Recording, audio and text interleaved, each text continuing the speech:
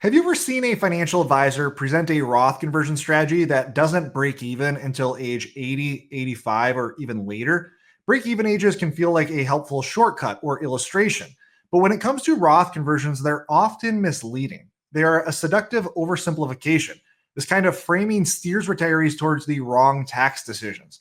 Now, in this video today, we're going to be unpacking why break even ages are a harmful illusion and what truly matters when evaluating a Roth conversion.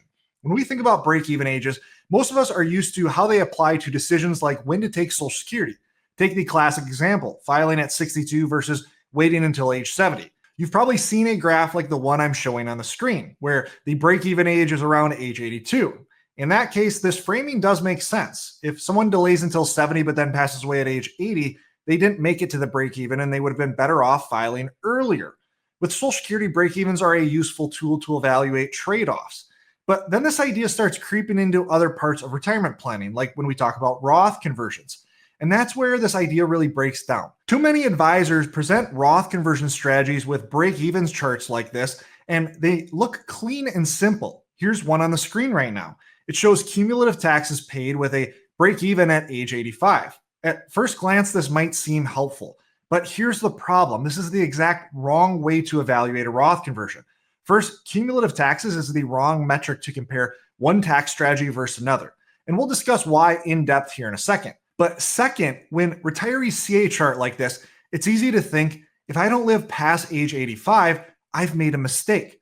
But that's not how any of this works. This line of thinking takes a fundamentally flawed view of what Roth conversions are and how they work on the back end. To really understand why break-even ages is the wrong lens to view Roth conversions through, we need to back up and ask what actually makes a Roth conversion valuable. And this, frankly, is where a lot of people, even smart ones, get tripped up. So let me try to simplify it. On one side of the spectrum, some retirees believe that Roth conversions never make sense because they reduce your account balance up front, and thanks to compounding, that's a loss that you never really recover from. This is a myth. On the other hand, some think Roth conversions always makes sense because tax-free growth sounds magical. Again, this is also a myth. The real value of a Roth conversion comes down to one thing: the tax rate you pay on the Roth conversion versus the tax rate that you would otherwise avoid in the future. That's it. If you convert at 22% today and avoid withdrawing at 24% later, that's going to be a win. If you convert at 22% today and you could have withdrawn in the future at 12%, that's a loss. Now, let me show you a simplified example to drive this point home. On the left-hand side of the screen, we have a no Roth conversion scenario. $100,000 grows at 7% annually, and the retiree takes out $8,000 a year net of taxes, paying a 15% tax rate during withdrawals. On the right-hand side, we show that same $100,000 being converted up front, taxed at 15%, leaving $85,000.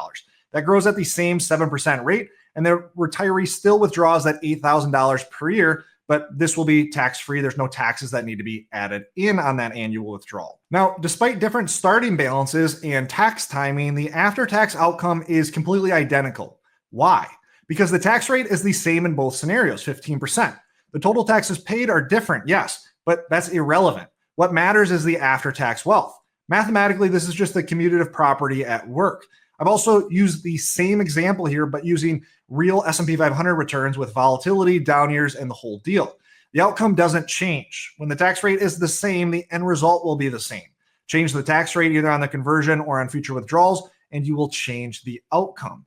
And that's the foundation we need to understand here before we go any further into this break-even myth. Given this, I now want to spend a few minutes discussing some common metrics that retirement planners often will focus on that additionally compound mistakes around Roth conversion, specifically break-evens.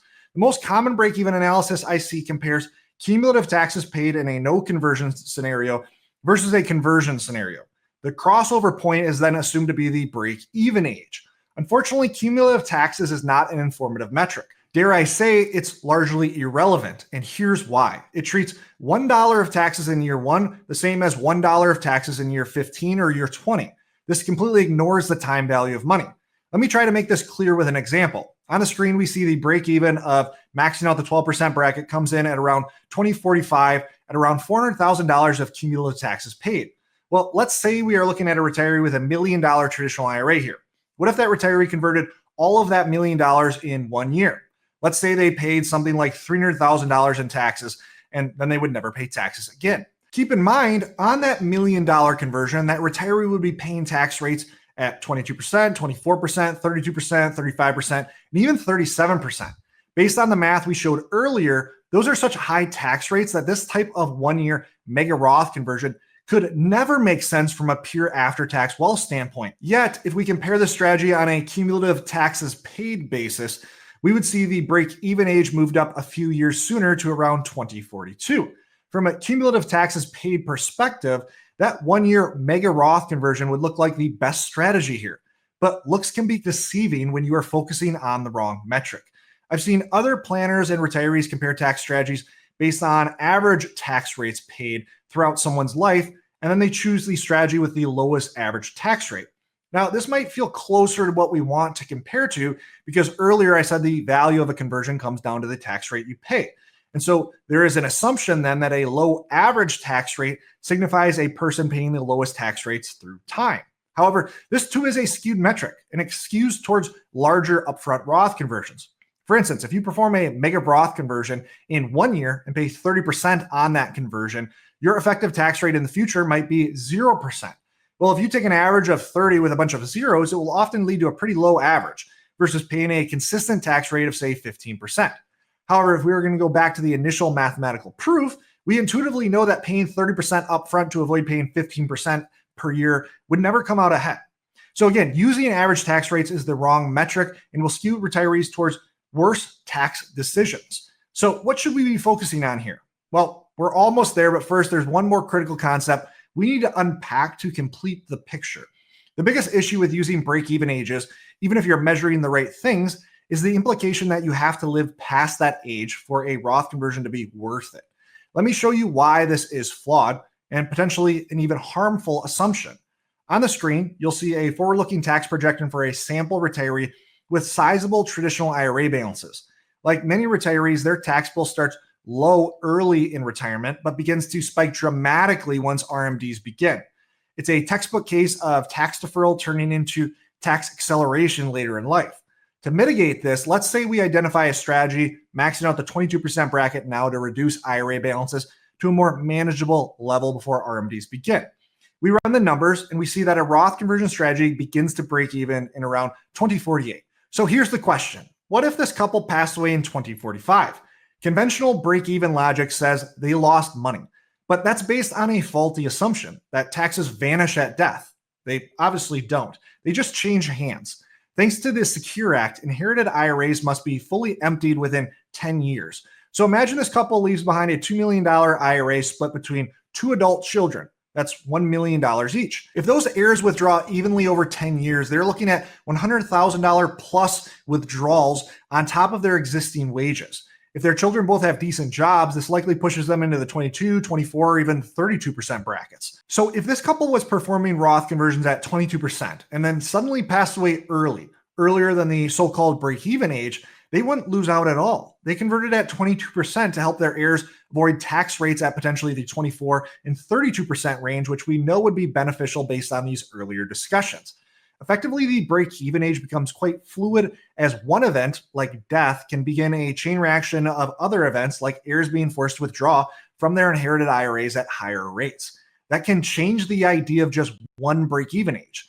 Now, this discussion doesn't mean that Roth conversion break-evens are invalid. There are indeed break-evens. They just often aren't presented in an accurate way. And to give other retirement planners some leeway, it's honestly a software problem. I don't currently know of a strong off-the-shelf tax planning software that takes in all relevant tax hurdles and compares strategies based on the right metrics. But the metric we care about in comparing tax planning strategies is after-tax wealth. There are 3 key variables that feed into this metric. 1, expected tax liabilities incurred during the retiree's life, expected tax liabilities after the retiree passes, and then longevity. The tax graph on the screen takes in these 3 variables in a somewhat easy to understand fashion. Now, admittedly, for this video, I probably should have eliminated the strategy that maxes out the 35% bracket, as it really screws with the scaling of this graph. But it's too late now. But what this graph does is compare the after-tax value of multiple Roth conversion strategies on a year-by-year basis. For instance, let's say a retiree performs one Roth conversion at 12% and then immediately passes away. There will be a benefit to that Roth conversion immediately, assuming their heirs have decent jobs and would be paying tax rates higher than 12%. Now, the overall tax savings from that 12% conversion wouldn't be massive because it was such a small overall conversion, but there would be a tax benefit. Other more aggressive strategies like maxing out the 32% bracket might not have an immediate tax benefit because their heirs might be able to withdraw at cheaper rates. Now, as we follow this graph along the x-axis, we see that this retired couple lives additional years and the value of their Roth conversions grow based on avoiding taxes during their life. But each year is a snapshot. We look at a combination of after-tax wealth improvement based on the retiree's life combined with the after-tax wealth improvement should they die and pass money on to the next generation. Here, both the retiree's tax liabilities matter as well as their heirs. Each year, we are comparing both. Let me try to explain what I mean in a slightly different way, because I do understand that we're in some pretty deep waters in tax planning here, and what I'm saying might not completely hit home quite yet. Here's a visual that might help. Let's say we are looking at a present day situation where a retiree has room in the 12 and 22% brackets, and we forecast throughout their life, they will be largely paying tax rates in the 22 and 24% zones when withdrawing their IRA dollars due to things like RMDs in it. We also forecast that if they pass away, their heirs will be paying taxes at 22 and 24% on inherited IRA withdrawals. Given the room that they have today, as well as future tax liabilities, conversions make sense regardless of when a so-called break-even says they will come ahead. However, as they perform so many years of Roth conversions, they will have driven down their IRA balance to a more manageable zone, and now we need to update their tax picture. Now, after starting Social Security and a pension, if they want to perform any more Roth conversions, they will be paying a 22% tax plus potentially IRMA costs. We forecast RMDs on a more manageable IRA will put them in more or less the same spot. However, their heirs might still be taxed at 22 and 24%, but with no IRMA. Here, Roth conversions become less clear. Do we want to convert at 22% today to avoid 22% later? Technically, this is a mathematical wash, but one could still say it makes sense if that retiree fears tax rates rising in the future, or if they have a specific estate planning goal that might adjust the math. The point being, every tax move forces you to update the forward-looking tax plan and changes the benefit and break-even of every subsequent conversion. This is why it's important to have a fluid plan that updates based on goals, tax laws, and future projections. But more importantly, you need a plan that looks at break-evens correctly. I hope you found this video helpful in rethinking how to evaluate a Roth conversion and how to avoid some of the most common tax planning missteps. Now, staying on the topic of Roth conversions, you've probably heard it's not just smart, but almost necessary to convert during a market downturn. The idea is that bear markets, quote unquote, supercharge conversions and unlock massive tax savings. But here's the thing, that's not always true. And in many cases, it's completely misunderstood. I break that down in detail in this video right here. Click here to watch more, and always remember, you don't need more money, you need a better plan. I look forward to seeing you in the next video.